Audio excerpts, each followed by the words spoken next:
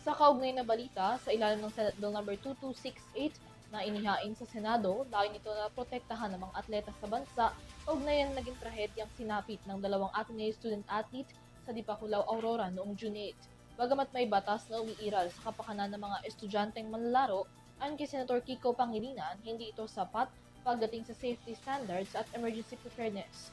Tunghayan ang kabuuan ng balita sa report na ito.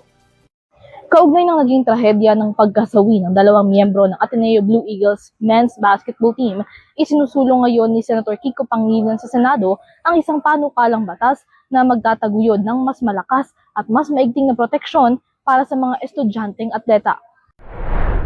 Nitong Lunes, inihain ni Pangilinan ang Senate Bill No. 2268 o ang Student Athlete Safety, Welfare and Protection Act na magsisiguro ng sapat na proteksyon para sa student athletes ng high-risk sports.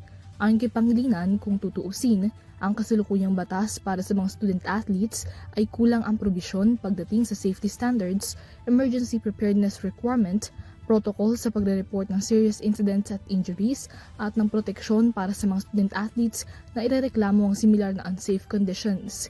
Bilang dating varsity athlete, iniugnay ni Pangilinan ang naging trahedya sa matagal na anyang issue pagdating sa athlete safety, duty of care, prevention at institutional accountability.